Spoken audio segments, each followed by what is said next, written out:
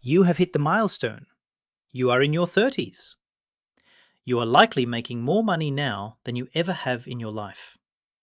You have a real job, maybe a title with senior or manager in it. And your 20s, a decade defined by entry-level salaries, roommates, and cheap beer, are firmly behind you. So why do you feel closer to the financial edge than ever before? Welcome to the most dangerous financial decade of your life. From a personal finance perspective, your 30s are a high-anxiety, high-stakes gauntlet. This is the decade where a perfect storm of financial obligations makes landfall. Lifestyle inflation, the astronomical costs of raising children, the crushing pressure of the housing market, and intense career demands all hit at exactly the same time. The financial decisions you make between your 30th and 40th birthdays will irrevocably dictate the trajectory of the rest of your life. Make the wrong moves, and you will lock yourself into a cycle of high income, paycheck-to-paycheck misery, effectively working until you die. Make the right moves, and you will achieve escape velocity, setting yourself up for guaranteed multi-million-dollar wealth and early financial independence. The people who get through this decade wealthy do not do it by accident. In this guide, we are going to look at the terrifying real-world data of what happens to the average 30-something net worth. We will analyze the psychological traps that keep high earners broke and break down the exact 3 choices you must make today to ensure your future wealth. If you are new here, I am Tom. I spend my time digging through Federal Reserve data and tax codes so you do not have to. My goal is simple: to give you the highest possible return on your time.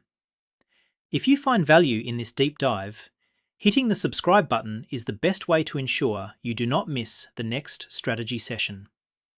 It is a small click for you, but it helps me keep this channel ad-free and data-driven. Now, to understand why your 30s are so perilous, we first have to look at the macroeconomic data. The average American enters their 30s with a false sense of financial security. You are finally earning a decent paycheck, but that paycheck is immediately consumed by societal expectations and structural economic traps. According to the Federal Reserve's Survey of Consumer Finances, the median net worth for Americans aged 35 to 44 is roughly $91,000. But when you strip away home equity, money you cannot use to buy groceries, that number plummets. Let us talk about benchmarks. Fidelity Investments, one of the largest asset managers on the planet, states that to be on track for a traditional retirement, you should have 1 times your annual salary saved by age 30. By 40, you should have 3 times your annual salary saved. Think about that for a second. If you are making $80,000 at age 30, you should have $80,000 in liquid invested assets. If by 40 your salary grows to $100,000, you should have $300,000 invested. The reality? The vast majority of 30-somethings are completely missing these targets. They are not even in the same zip code. Why? Because of what I call the 4 horsemen of the 30s financial apocalypse. The first horseman is the "I deserve it" trap, also known as lifestyle inflation. In your 20s, being broke is a rite of passage. It is socially acceptable to eat ramen and drive a car with a check engine light. In your 30s, there is a silent, immense pressure to visibly display your competence. You upgrade the apartment. You trade the reliable paid-off Honda for a financed SUV because you tell yourself it is safer. You stop looking at prices on menus. This is where the gap between your income and your wealth-building capacity starts to close. When your spending rises at the same rate as your income, your wealth remains at 0. The second horseman is the housing trap. The National Association of Realtors reports the average age of a first-time homebuyer is now 35.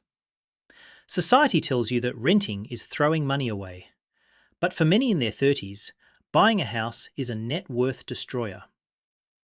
To afford a home today, people are draining their liquidity for a down payment and locking themselves into mortgages that consume 40% of their take-home pay.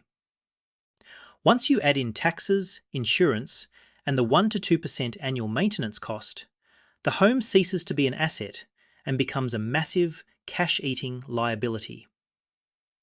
Then comes the third horseman, the astronomical cost of children. If you choose to have kids, the financial shock is unparalleled. National averages for daycare are pushing past $15,000 a year per child. In high-cost cities, that is $25,000. This hits at the exact moment you are trying to save for a house and max out your 401k. For many parents, the math simply breaks. They stop contributing to retirement right when compound interest is most vital. Finally, we have the fourth horseman, debt fatigue. You are still carrying the sins of your 20s. Experian data shows those in their 30s hold the highest amount of student loan debt. You are paying off yesterday's education while trying to fund today's lifestyle.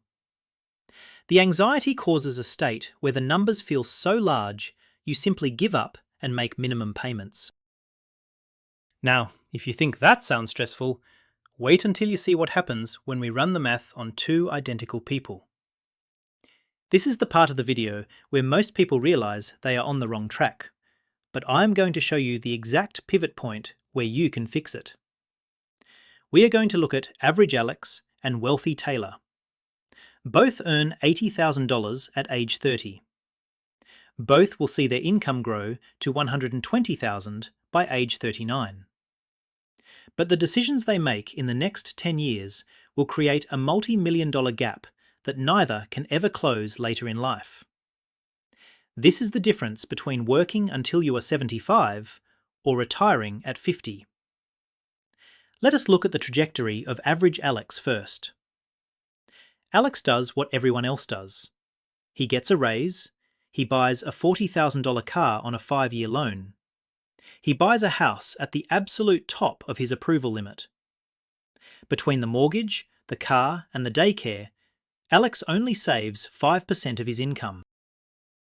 By age 40, Alex has a house with some equity, but his liquid net worth is a meager $65,000. He is incredibly stressed. He cannot lose his job because his fixed costs are too high. Now look at wealthy Taylor. Taylor understands the danger. Taylor keeps their 20-something lifestyle intact despite the $80,000 salary. They drive a reliable, used car with no payment. They choose to rent a modest place or buy well below their means. Because their fixed costs are low, Taylor invests 25% of their gross income into tax-advantaged accounts. Assuming an 8% market return, by age 40, Taylor has an investment portfolio of over $420,000. Here is where the math becomes exhilarating for Taylor and terrifying for Alex.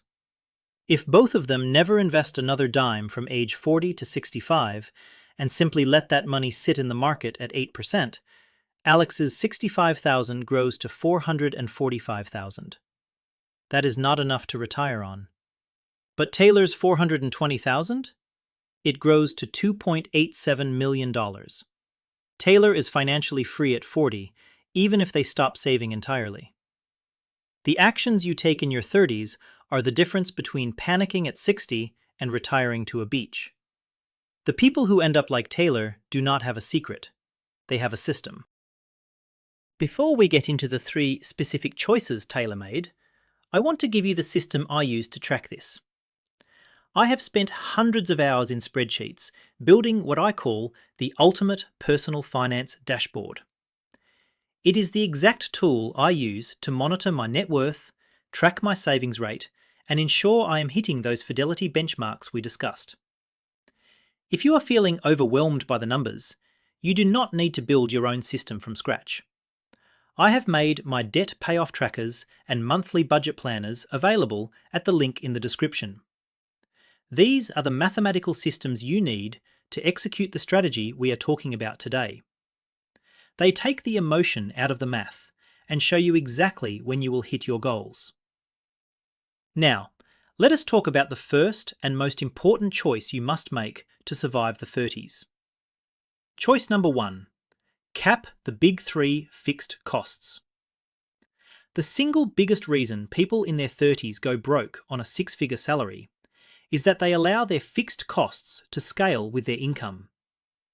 Fixed costs are the expenses you must pay every month, regardless of what happens. The wealthy make the choice to ruthlessly cap housing, transportation, and food.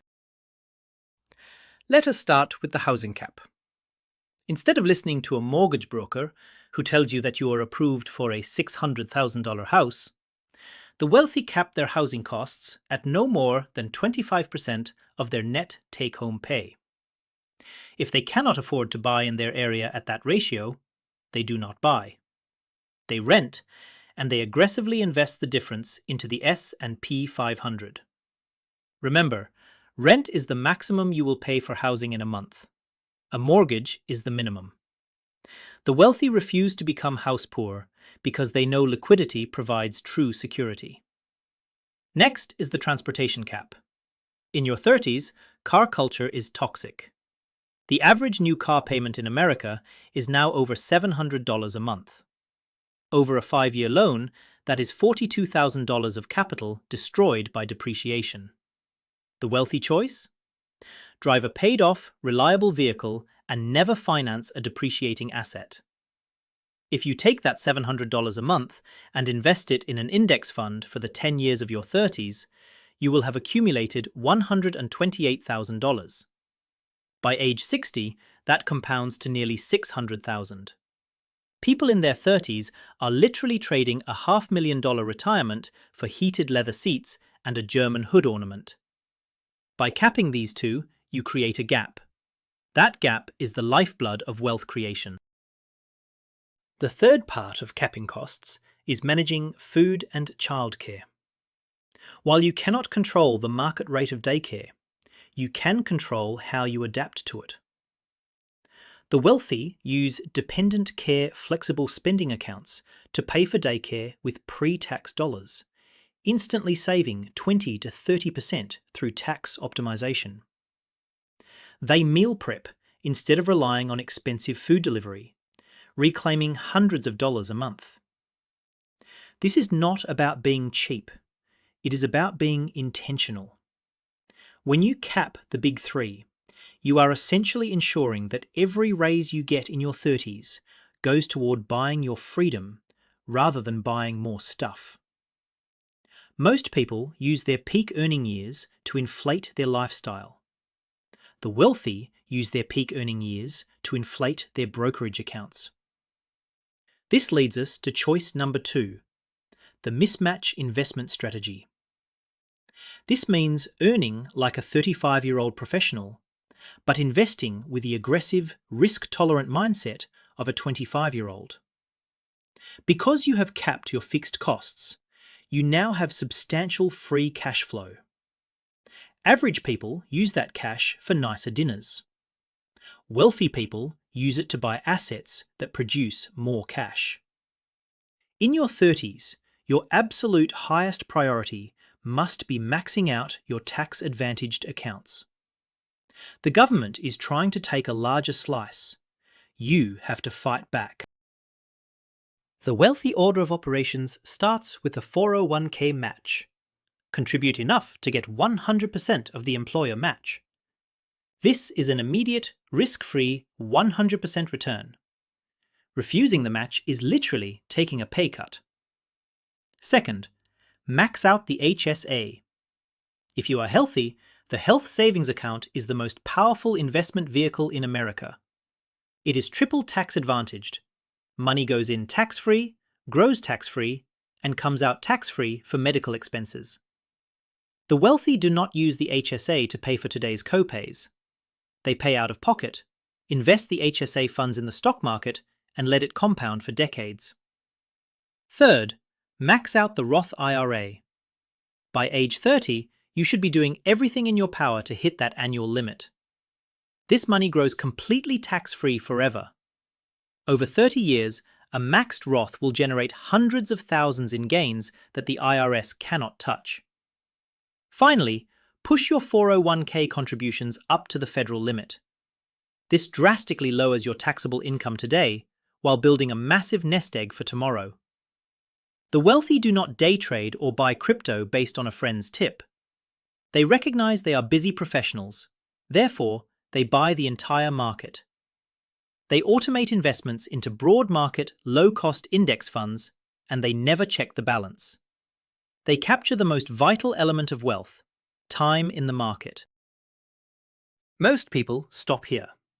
They get the math, they understand the accounts, but they still fail.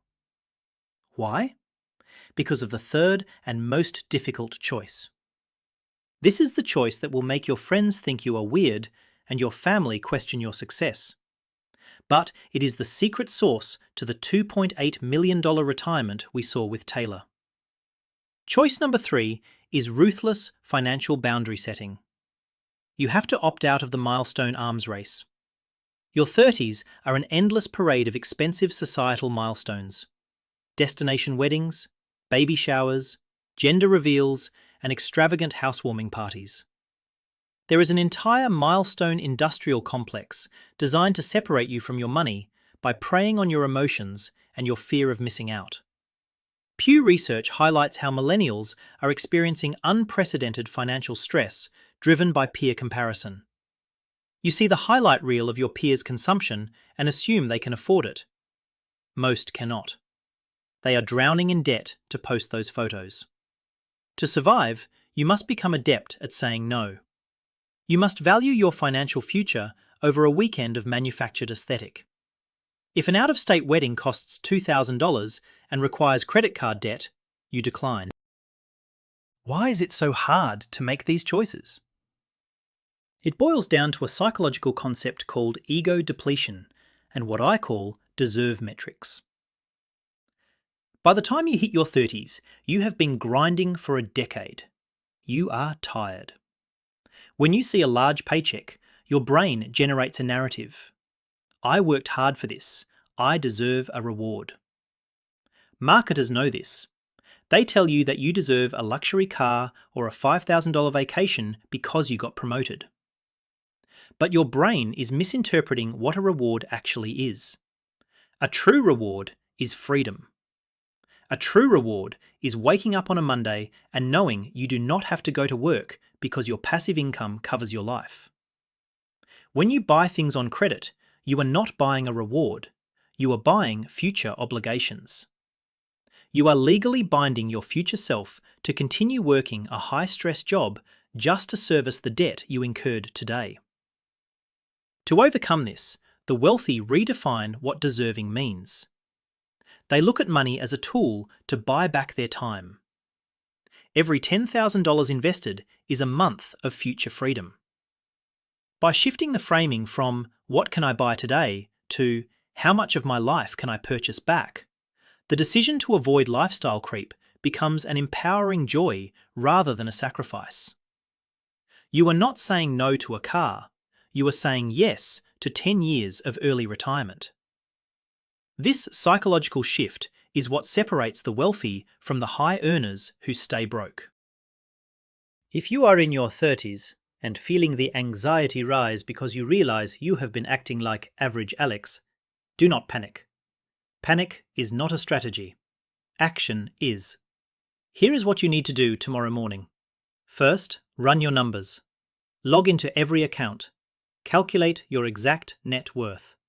Write down exactly where every dollar of your paycheck is going. Face the math, no matter how ugly it is. Second, audit your big three. Look at your housing, transport, and food. If your cars have payments, consider selling them and buying something reliable in cash. If your housing is over 30% of your take-home pay, figure out a path to correct that ratio. Third, automate the mismatch. Log into your HR portal. Increase your 401k contribution by 1%. You will barely feel it. Set a reminder to do it again in 3 months until it hurts. Open a Roth IRA and set up an automatic monthly transfer. Automation removes willpower from the equation. If you do not see the money, you cannot spend it. Finally, have the boundary conversation. Tell your partner or your friends that you are restructuring your finances to build wealth. Tell them you will be saying no to some expensive things. The right people will respect you. The wrong people will filter themselves out. If you want to join a community of people making these same choices, click the join button below to become an optimizer. You will get priority comment replies and custom badges, but more importantly, you will be part of a group that values freedom over status. Your 30s do not have to be a dangerous decade. They only feel dangerous because society has built a labyrinth of traps designed to keep you consuming and working. You are standing at a fork in the road. Down one path is the default trajectory: a shiny car, a massive mortgage, and waking up at 50 with a pit in your stomach. Down the other is a quiet, deliberate rebellion. It requires discipline. It requires driving an older car. But it leads to a reality where money is no longer a source of anxiety, but a source of ultimate freedom. Cap your costs.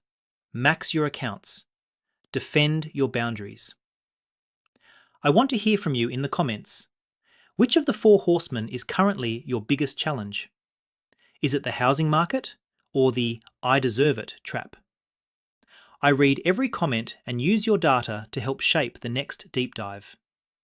Make the right choices today, and I will see you at financial independence.